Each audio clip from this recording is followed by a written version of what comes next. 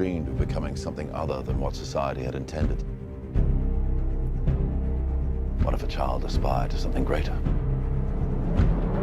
Hey everybody, welcome to MaffmanJones Movie Reviews.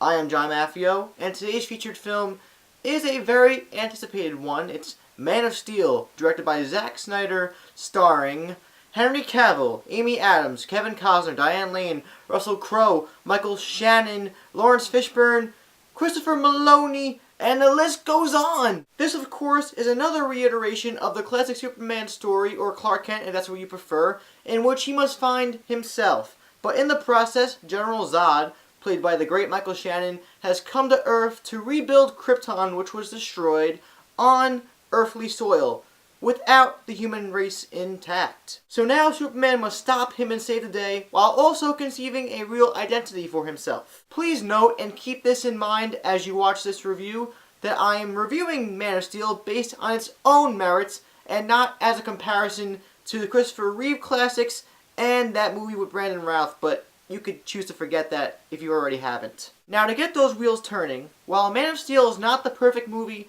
people may have expected, it's definitely a solid blockbuster with earnest performances, jaw-dropping action sequences, and incredible cinematography courtesy of Mr. Snyder. The practical set pieces and the action sequences are awe-inspiring for casuals and Superman fanboys alike. It is very damn satisfying to watch Clark Kent grow over the course of the story and showcase his abilities. Because if you haven't noticed, since 1978, there hasn't really been a Superman movie showcasing his abilities to the extent of which they are shown in this film. That, my friends, is a thirst that is quenched and most certainly fulfilled. Once again, the visuals are masterful and beautiful, all thanks to Zack Snyder, who is one of the best visionaries in the business today, and the aesthetics, even for a comic book movie, felt pretty inspired. I mean, not to spoil, but we do spend quite a lot of time on Krypton,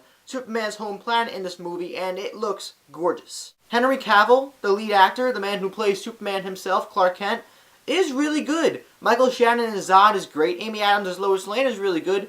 Everybody's really good for as much as the screenplay allows them to be. And this is where I get into my problems, because I thought the screenplay was a little lacking in terms of characters and the actual structure of the story. The actors provided as much as they could with the material they were given, but for the most part, it never really allowed them to showcase diverse personalities, especially Henry Cavill's Superman, who was good, but he never really got to become and embody Superman until the last, let's say, 20-30 minutes of the movie. And I will say this, the final act of Man of Steel is strong, compelling, and it left me I couldn't even finish my sentence there. That's how powerful it was. But yeah, the overall screenplay and script by David Goyer was lacking, and I felt like there was a severe lack of emotional impact. I did enjoy the structure of the story and the way that they told the plot, but if it was in chronological order and if we got to spend a little more time in Smallville, I think the emotional impact would have been much stronger. Something that must be mentioned, though, is the memorable and angelic score by Hans Zimmer. It is one of the best overall packages musically I've heard for a blockbuster film in a long time. Much like the film itself, the score leaves a lot to be desired at first, but it builds up to a crescendo that when it gets to that pinnacle, it just leaves your soul in this immense feeling of awesomeness. And as much as I'd like to discuss Man of Steel more, you're going to have to wait till the spoiler review, because if I talk anymore, I'm going to go into spoiler territory. But overall, I have to say, Man of Steel, while it wasn't perfect, obviously no movie's perfect, it's a good, solid blockbuster with good performances and amazing action. Unfortunately, there is a lack in the depth of the screenplay and emotional impact. Although, much like The Amazing Spider-Man from last year, this film molds the potential for a sequel that could truly be something special. Man of Steel is a darn good Applebee's meal. It's a 3.5 out of 5 stars. If you have seen Man of Steel, or you plan to see it, let me know what you thought of the movie in the comments down below, because apparently critics are not liking this movie. It's very half and half. Also, please subscribe and like this video. If you enjoyed this review, check out Facebook, Twitter, and We Live Film in the info box. Look out for a spoiler review coming soon.